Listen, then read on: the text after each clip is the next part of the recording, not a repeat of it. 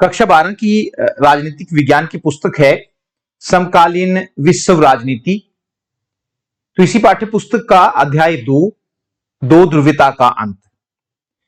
इस पाठ की आज हम उन लघु प्रश्न उत्तरों को करेंगे जो परीक्षा की दृष्टि से महत्वपूर्ण हैं और जिनके परीक्षा में आने की पूरी संभावना है। तो पहला प्रश्न है, 2 ध्रुवीयता के अंत से क्या अभिप्राय है? 2 ध्रुवीयता के अंत से क्या अभिप्राय है? शीत युद्ध के दौरान पूरा विश्व 2 गुटों में बंट गया था, लेकिन 1991 में सोवियत संघ का विघटन हो जाने के कारण विश्व का एक ध्रुव समाप्त हो गया है। इसे ही 2 ध्रुवीयता का अंत कहा जाता है। दूसरा प्रश्न है इसी पाठ का लघु प्रश्न उत्तर जो है, सोवियत संघ का विघटन किस वर्ष हुआ? आमतौर पर हर साल यह प्रश्न आता है, सोवियत संघ का विघटन किस वर्ष हुआ? तो सही उत्तर है इसका 1991 में। तीसरा प्रश्न है, सोवियत संघ में किस दल की सरकार थी? एक ही दल की सरकार थी वहां पर, और वो जो दल था वो साम्यवादी दल या फिर इसको कम्युनिस्ट पार्टी भी हम कह सकते हैं। प्रश्न नंबर 4 है, सोवियत प्रणाली क्या थी? इंपॉर्टेंट प्रश्न है, सोवियत प्रणाली क्या थी? तो 1917 में रूसी क्रांति के बाद सोवियत संघ में समाजवाद के सिद्धांतों पर आधारित जो राजनीतिक व्यवस्था स्थापित हुई उसे ही सोवियत प्रणाली कहा जाता है। 5वां प्रश्न है, पेरेस्ट्रोइका और ग्लासनोस्त नाम के सुधार किस सोवियत राष्ट्रपति ने किए? तो सही उत्तर है इसका मिखाइल गोर्बाचेव।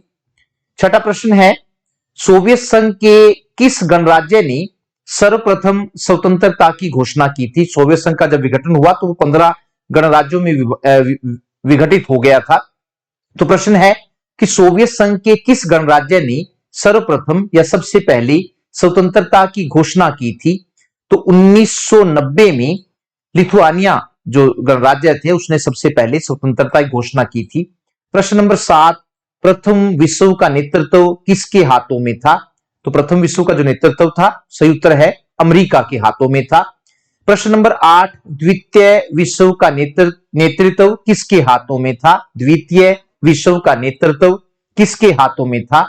सोवियत संघ के हाथों में था। प्रश्न नंबर 9 इंपॉर्टेंट है, शॉक थेरेपी से क्या अभिप्राय है? तो 1991 में सोवियत संघ के विघटन के बाद नए बने गणराज्यों को समाजवाद से पूंजीवाद में बदलने के लिए तथा एक दलीय व्यवस्था से लोकतांत्रिक व्यवस्था में बदलने के लिए विश्व बैंक और अंतरराष्ट्रीय मुद्रा कोष द्वारा जो मापदंड अपनाए गए उन्हें ही शॉक थेरेपी के नाम से जाना जाता है। प्रश्न नंबर 10 जो है वो है, शॉक थेरेपी मॉडल किसके द्वारा निर्देशित था? कौन शॉक थेरेपी मॉडल को चला रहा था? शॉक थेरेपी मॉडल किसके द्वारा निर्देशित था? 2 संस्थाएं हैं, विश्व बैंक और अंतरराष्ट्रीय मुद्रा कोष द्वारा ये निर्देशित था। प्रश्न नंबर 11 है, 4 ऑप्शन इसमें दिए गए हैं, शॉक थेरेपी के अंतर्गत क्या किया गया?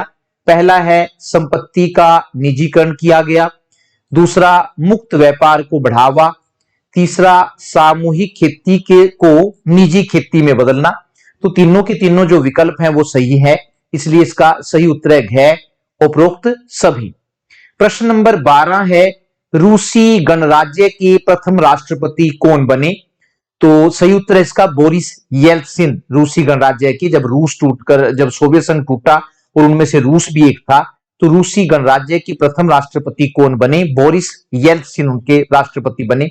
प्रश्न नंबर 13 है, सोवियत संघ के पतन के लिए मिखाइल गोर्बाचेव की किन नीतियों को उत्तरदायी माना जाता है? 2 उनके सुधार थे, 2 नीतियां थी, पेरेस्ट्रोइका और ग्लासनोस्त को उत्तरदायी माना जाता है। प्रश्न नंबर 14 जो है, 1991 में सोवियत संघ कितने गणराज्यों में विघटित हुआ? तो 15 गणराज्यों में विघटित हुआ, सही उत्तर है। प्रश्न नंबर 15 जो है, भारत और सोवियत संघ के बीच 20 वर्षीय मित्रतापूर्ण संधि किस वर्ष हुई? भारत और सोवियत संघ के बीच 20 वर्षीय मित्रतापूर्ण संधि किस वर्ष हुई? तो 9 अगस्त ये 1971 को 20 वर्षीय मित्रतापूर्ण संधि हुई थी। प्रश्न नंबर 16 जो है, शॉक थेरेपी किन देशों के लिए अपनाई गई? शॉक थेरेपी जो है वो सोवियत संघ से अलग हुए देशों के लिए अपनाई गई थी। प्रश्न नंबर 17 है, वर्तमान में रूस के राष्ट्रपति कौन है? आजकल रूस के राष्ट्रपति कौन है? तो व्लादिमीर पुतिन रूस के राष्ट्रपति हैं वर्तमान समय में। प्रश्न नंबर 18 है, सोवियत संघ के विघटन का परिणाम क्या हुआ? सोवियत संघ के विघटन का परिणाम क्या हुआ? 4 ऑप्शन दे रखे हैं। शीत युद्ध का अंत, दूसरा ख है अमेरिका का एक महाशक्ति के रूप में उभरना, और ग है जर्मनी का एकीकरण। तो ये तीनों परिणाम हुए, तीनों प्रभाव उसके हुए। तो इसका सही जवाब है घ, उपरोक्त सभी। प्रश्न नंबर 19 है, सोवियत संघ कब अस्तित्व में आया? सोवियत संघ कब अस्तित्व में आया? तो सोवियत संघ जो है वो 1917 में जब रूस में क्रांति हुई थी उसके बाद अस्तित्व में आया था। प्रश्न नंबर 20 जो है, बर्लिन की दीवार कब बनी और कब गिराई गई? 2 प्रश्न इसमें पूछे गए। बर्लिन जो जर्मनी की राजधानी है, बर्लिन की दीवार कब बनी और कब गिराई गई? तो दीवार जो थी वो 1961 में बनी थी, सोवियत संघ ने बनाई थी ये, और 1989 में इसको गिरा दिया गया। प्रश्न नंबर 21 है, शॉक थेरेपी किन 2 सिद्धांतों पर आधारित है? महत्वपूर्ण प्रश्न है, शॉक थेरेपी किन 2 सिद्धांतों पर आधारित थी? तो जो 2 सिद्धांत थे, एक था निजी संपत्ति के सिद्धांत पर और दूसरा है मुक्त व्यापार के सिद्धांत पर। प्रश्न नंबर 22 महत्वपूर्ण है और वर्तमान से संबंधित है, रूस ने यूक्रेन पर कब आक्रमण किया? अभी जो फिलहाल में रूस ने यूक्रेन पर कब आक्रमण किया? तो सही जो महीना है फरवरी 2022 में। जो 23वां प्रश्न है, सोवियत संघ कितने गणराज्यों का संघ था? सोवियत संघ कितने गणराज्यों का संघ था? तो ये 15 गणराज्यों का संघ था। प्रश्न नंबर 24 है, दूसरी दुनिया के देश किन्हें कहा गया? सोवियत संघ और उसके सहयोगी देशों को। तो सही उत्तर जो है इसका, सोवियत संघ और उसके सहयोगी देशों को दूसरी दुनिया के देश कहा गया। प्रश्न नंबर 25 है, 1-2 बार आया भी है उसमें परीक्षा में, बाल्कन राज्यों से आप क्या समझते हो? तो वे देश जो पूर्वी यूरोप में स्थित थे उन्हें बाल्कन राज्य कहते हैं।